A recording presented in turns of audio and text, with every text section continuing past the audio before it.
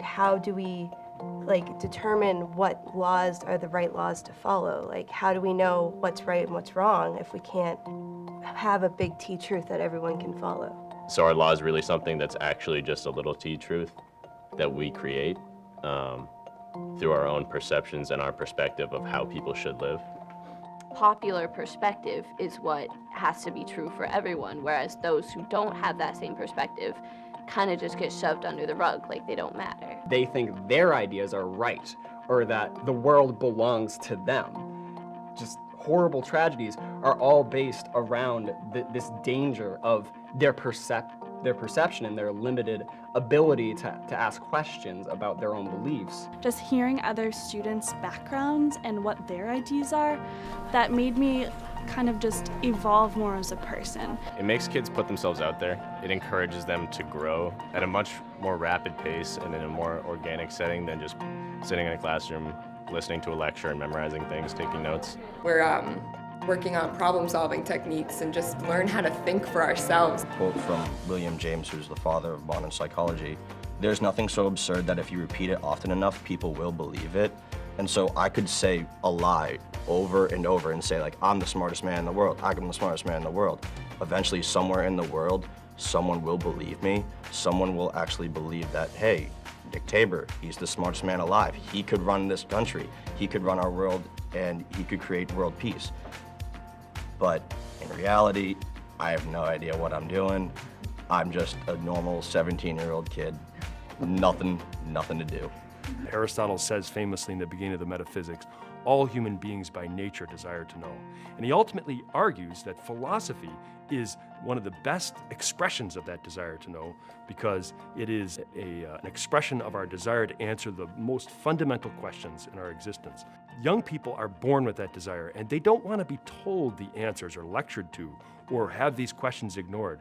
They're hungry to answer them. We always talk about, in education especially, critical thinking. We need to get those critical thinking skills, and that's another one of these vague, amorphous terms.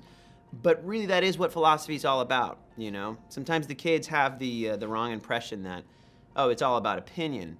And I like to, I like the old quote from James Loewen. He's the author of Lies My Teacher Told Me. It says, everyone's entitled to their own opinions, but they're not entitled to their own facts, you know? So the way I see that with philosophy is, look, yeah, you can argue a certain stance, but you need to be able to have the rationale to back it up. And that's really what that process teaches kids, I think, more than almost any other discipline you'll find in a high school. I think it's important for everyone to do this, and I think that when you're young and you're 17 or 18 or 19 or 20, I think that's an especially good time to do it, because you haven't formed your beliefs yet, or if you had, you haven't actually thought them through and given them a rational foundation. So I think it's a good time, high school especially, and college, to ask those questions. All of that revolves around the manners in which we conduct ourselves connected with other people, and the teaching that goes on indirectly in and out of the classroom, which we hope is going to be another part of this educational model as kids learn from kids, as facilitators and kids talk, but also see each other in the process rather than just what they're conversing on directly. It puts civility back on the front burner, and it teaches us, you know, that our civil life and our civic life is very important. It animates our civic life. It elevates the conversation. It makes us more nuanced in the way that we can look at issues. It's an important piece of the puzzle, and unfortunately I think sometimes here in the United States we don't appreciate that as well as some areas of the world. But giving philosophy, and specifically ethics, their space in students' lives to be explored, to be challenged, is really important. It's about answering life's big questions and how to live your life. The stuff that we usually wouldn't ask your friends in a normal conversation. We definitely exercise being respectful and making sure there's a pause before you jump in to talk to someone, and it's good to make sure that you don't get too heated. Before this class, I never really questioned morals, never really questioned another topic, which was perception versus reality. A lot of the times we grow up with our parents' ideas in our heads, but soon enough we're going to be on our own and we're going to need to start really thinking for ourselves, and I think it's a perfect time to start training kids for that. HYPE stands for Hosting Young Philosophy Enthusiasts. My classroom used to be right across the hall from Chris and Amy, who teach the ethics seminar at school. In 1 year, we had a shared student who played for me on the field hockey team. And for her senior project, she wanted to create this philosophy conference, bringing together a group of schools to chat philosophically for a day. When it started out, it was a very small shop, if you will. It was, I think, only 2 or 3 schools at Souhegan. And then it grew, and they moved it to St. Anselm. And then it grew again, and they moved it to UNH. It was the start of something really special, and you could see it. You could see it almost immediately. The students being excited, feeling kind of like, is this really okay for us to do? Like just sit here and chat for a while about what we think. And it's grown ever since. And as a facilitator, you want to contribute just as much as everyone else. For others, it'll be a bit more challenging to keep the conversation going. Well, today, all of the HYPE facilitators are coming together, and it's kind of a briefing on how to facilitate a group. Being a leader isn't just about one person, it's about an entire group. So you really need to know how to work well within a group, how to make sure everyone's ideas are heard. What it does is takes the people who are going to be facilitating discussions at HYPE with small groups of around 10 people. We invite them to come and listen in on our breakout sessions. We talk about critical thinking and group dynamics, and we talk about making a difference and how this can all be applied to their own schools and communities. What it does is takes the people who are going to be facilitating discussions at HYPE, and we show them how to pull leadership techniques and qualities from everyone that are in their discussions. This is my 3rd year doing HYPE. My first year, I was just in one of the groups. In my 2nd year, I was a facilitator, and this is going to be my 3rd year being a facilitator. Every year, the HYPE formulation leadership teams come together and have a conversation about what is this year's theme going to be. So this year's theme is freedom of speech and expression.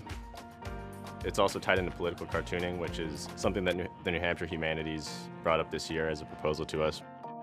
We loved it. The Federation of State Humanities Councils, of which we are a part, together with the Pulitzer Foundation, decided, hey, this is the centennial year of the Pulitzer. We really need to make a public splash.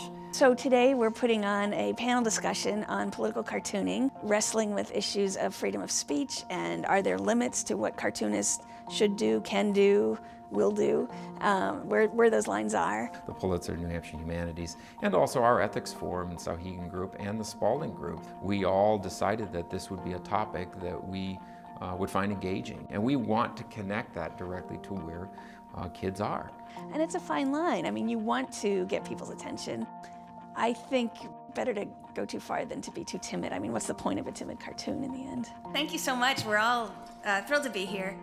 People in that field really know what they're talking about. And I'd love to give each of our panelists a chance to show you some of their work. And for our high school students, it's really beneficial for us to have people like that come and talk to us.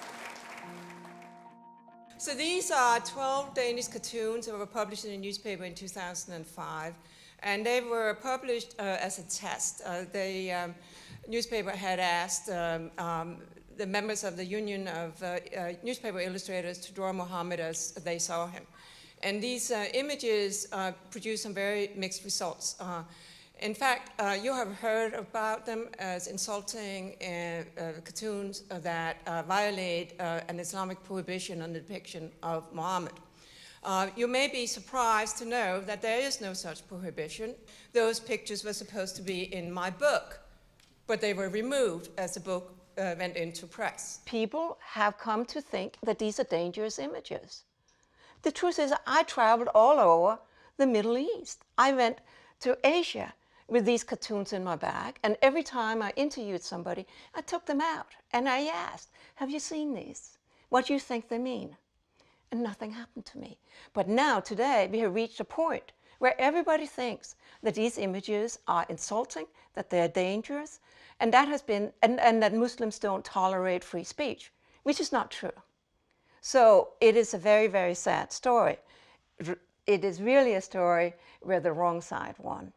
The problem is not that my rights were violated, but the problem was that your rights were violated because you were denied the right to learn what I just told you. The topic of censorship is tricky. The goal has always been to engage students in philosophical thinking that is relevant to their lives and relevant to the things that we all value in a free and democratic society. So power plays a huge influence in what you get to know. And the problem with censorship is that you actually don't even know that you don't know it. Having students engage deeply with fundamental questions about things like what the limits of freedom of speech are is incredibly important. You know, if we live in the United States, we know there's a Constitution, we know there's a First Amendment, and we get it. And what that means is actually very, very difficult to figure out. Cartoonists have great freedom under the First Amendment thanks to the famous pornographer Larry Flynt, who who was sued by a minister who was offended by a cartoon. It went all the way to the Supreme Court, and the Supreme Court unanimously agreed that a cartoon is a cartoon. It's not to be taken literally. It's a joke. Get over it. People have a rather malleable way of thinking of freedom of speech, and it tends to be, I want as much freedom of speech for opinions and for people that are on my side, and as little as possible for the other side. If you disagree with me or us or anything, it's really important to know that does not make us enemies. You know, there's a really dreadful, divisive, awful, hateful thing at work in this country where people just can't bear to disagree with other people. And I think it's actually better. I kind of get bored with people who think like me. You know, I really like the company of people who I disagree with, like there's a possibility you could learn something from them. I think not just students, but all of us take it for granted if we've grown up and lived here all our lives that it's so obvious that we don't think about it much until you see something like journalists and cartoonists being killed for what they've said or what they've drawn or what they've written in France, and we think, that's France, that's terrorism, that's extremist, that's nothing like our experience here. This I did after Charlie Hebdo. It's a newspaper parking, the sports writer, the garden writer, and the cartoonist. That refers, of course, to the cartoonists who were singled out in Paris. There are cartoonists all over the world who are imprisoned or faced with prison. Yeah, everybody heard about Charlie Hebdo because there were 12 of them at once, or however many there were. But in fact, as this organization that I'm on the board of, Cartoonist Rights Network International, which attempts to look after the interests of cartoonists in trouble, and Signe's been on that board in the past, will tell you it happens every week. You just don't hear about it because it's one cartoonist at a time who gets, disappeared or beaten up. Or there's a young woman, Atina, I don't think I'm butchering her name, I think it's Farganzani, who was put in jail in December in Iran simply for 12 years. Yeah, for 12 years, simply for drawing a picture of the Iranian parliament as farm animals. You know, what? That's basic. That's like cartooning 101. Yeah, that's like on the matchbook. Draw your governor as a weasel. It's like a basic thing. We can get into this rut sometimes as philosophy students and philosophy educators of making everything so conceptual. Having those experts along the way made us realize that these sort of general ideas that we are debating and discussing have very real world implications to them. Because of the Danish cartoons and because of Charlie Hebdo, we really talk about it in terms of Muslim versus the rest of the world. It's not that. Every religion has its sacred symbols, and they hate it when they end up in cartoons. So I tried to figure out how I could slip Muhammad into a cartoon and not get killed. So I did this cartoon with all the religious readers looking at the big fat book of offensive religious cartoons.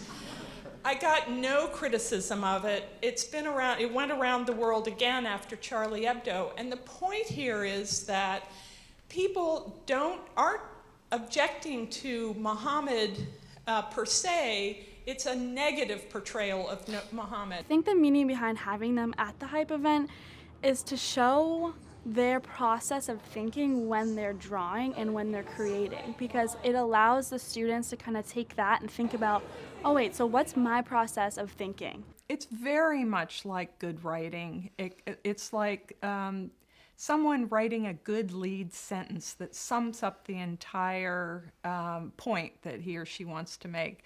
You know, Donald Trump is like, and instead of writing it out, we draw it, and then we leave out the rest of the paragraphs. But it's also like poetry, because you can't paraphrase it and do it justice.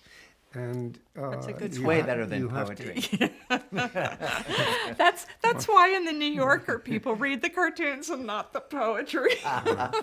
Thank you. I think it put a unique slant on people who are out in the world doing the tough job. I do think there's obviously a risk involved in being a cartoonist, so it's interesting to see some of the dilemmas that they face. So I'm the editor, was the editor for 30 years of The Nation magazine, which is America's oldest weekly magazine, founded in 1865 by a group of people in and around the abolitionist movement. Only once did that staff march on my office and insist that we not publish something. And that something in this bastion of word people was a cartoon. It was a caricature of Henry Kissinger by David Levine that the New York Review of Books had turned down. And at first, it showed Kissinger on top and the world in the form of a woman on bottom with a globe where her head should have been. And as David explained it to me, Kissinger was screwing the world. And are you interested? And I said, of course, David, I'm interested, but it'll get me in a lot of trouble. But the good thing that happened was when I got here, I was told that your teachers thought you shouldn't see it because somehow it would corrupt the younger ones among you.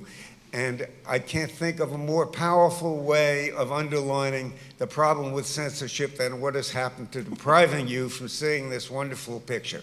We have an obligation as educators to recognize a couple of things. We did have students that age-wise were particularly young in that room.